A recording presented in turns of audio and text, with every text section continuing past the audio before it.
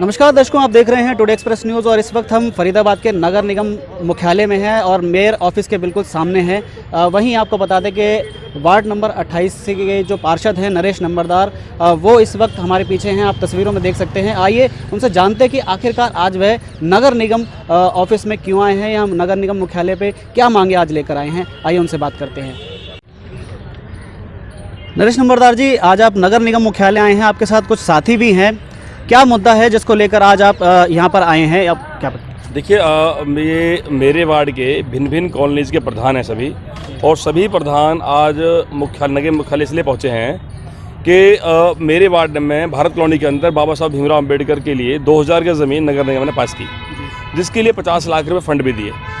अब क्या है, उसका उद्घाटन होना है और भवन का निर्माण होना है, लेकिन कुछ अनसोशल एलिमेंट जो वहाँ पर अवैध मंडी चलाते हैं और अवैध वसूली का काम करते हैं, वो लोग भवन को बनने में बाधा बने हुए हैं। वो नहीं चाहते कि बाबा साहब भवन बने, क्योंकि उनकी जो अवैध कमाई है वो बंद हो जाएगी।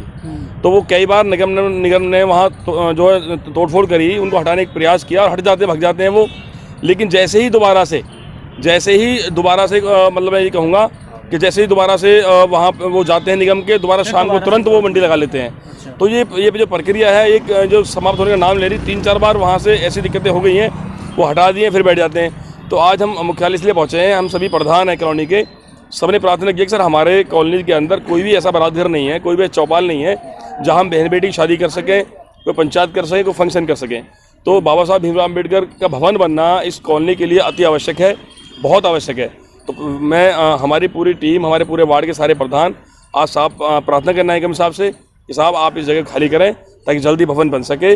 और जो ऐसे लोग जो वहाँ अवैध काम कर रहे हैं, सरकारी निगम की ज़मीन पर सरकारी अवैध मंडी चला रहे हैं और पैसे वसूल कर रहे हैं, उनके खिलाफ मुकदमा दर्ज कराया जाए। जिस तरीके से वो लोग भी, हमने भी वीडियोस देखे हैं जब वो तोड़फोड़ हुई थी, ओल्ड मंडी है शायद वो सेक्टर 28 में। नहीं, अच्छा, ये भारत कॉलोनी के अंदर कोई बहुत बड़ी मंडी नहीं है, 30-35 लोग वहाँ बैठते हैं, सब्जी लगाते हैं।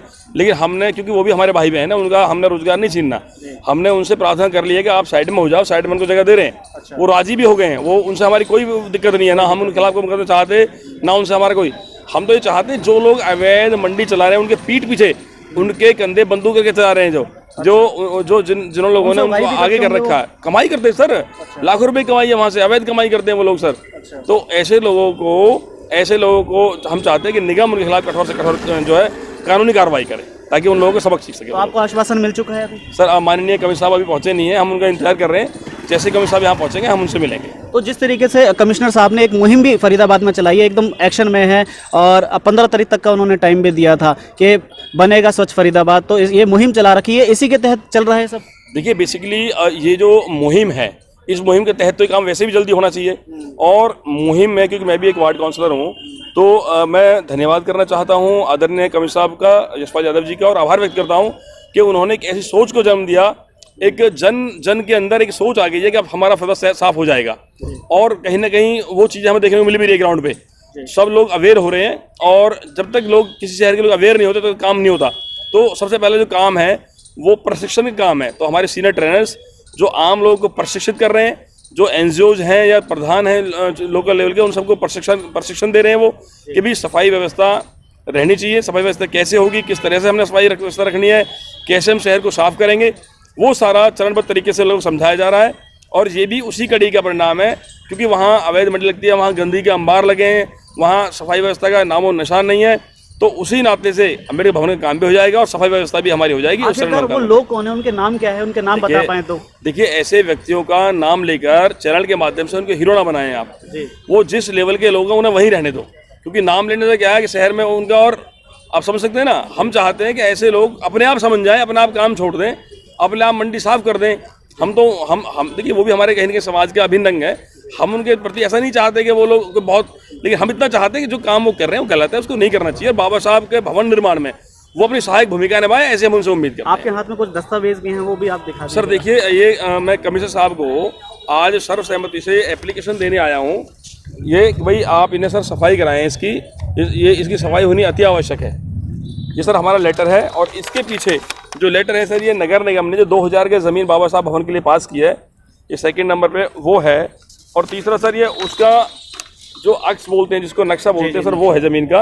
तो सर ये तीनों ही पेपर हम जो है आए हैं, माननीय कमिश्नर साहब कुछ ही देर में यहाँ पहुंचेंगे सर, हम उनसे मिल करके ये सब चीज़ें सर उनको अवगत तो कराएंगे। आज उम्मीद लगती है कि आपकी सुनवाई हो सकती है। हाँ सर, सुनवाई होगी बिल्कुल, हमें आदरणीय कमिश्नर साहब पे पूरा विश्वास है, पूरा भरोसा है, और वो कभी को यहाँ से किसी को निराश नहीं भेजते, क्योंकि मैं काउंसलर होने के नाते उनके साथ मेरा अच्छा एक्सपीरियंस रहा है। तो मुझे पूरा विश्वास है कि वो जैसे ही आएंगे हम बात करेंगे उनसे, और वो 100% हमें राहत देंगे।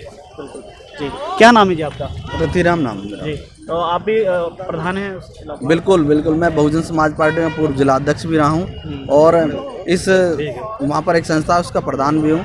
जैसा कि नगर निगम ने बाबा साहब के नाम से भूमि अलॉट किए, मैं धन्यवाद करना चाहूँगा, लेकिन वहाँ पर जो अवैध लोग बैठे हुए हैं और मंडी वाले तो मान गए, मंडी वाले तैयार है कि हम इधर शिफ्ट हो जाएंगे, लेकिन कुछ लोग उन्हें शिफ्ट करने नहीं देते।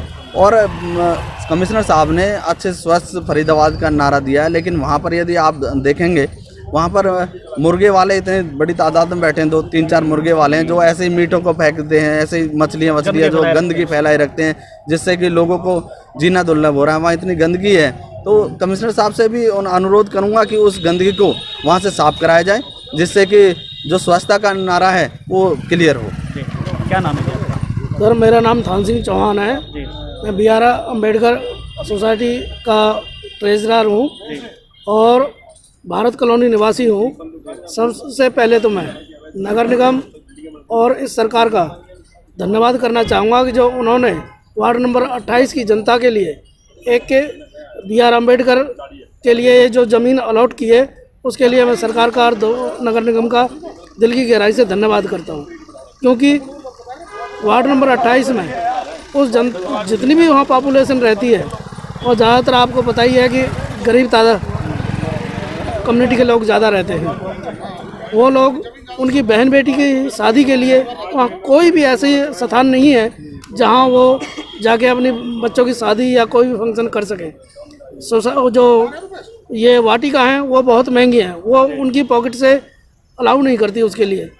तो मैं इसीलिए मैं कहना चाहूँगा कि अपने कमिश्नर साहब से कि जो वहाँ वो मंडी वाले लोग अवैध रूप से उस पर ज़मीन पर कब्जा करके बैठे हैं, उसे जल्दी से जल्दी वहाँ से खाली करवा कर और वो BR अम्बेडकर भवन के नाम से जो फंड भी रिलीज़ किया है उस भवन को तैयार कराएं, जिससे कि एक आम पब्लिक को एक बहुत बड़ी राहत मिल सके और अपनी बहन बेटियों की शादी और कोई भी फंक्शन वहाँ कर सके।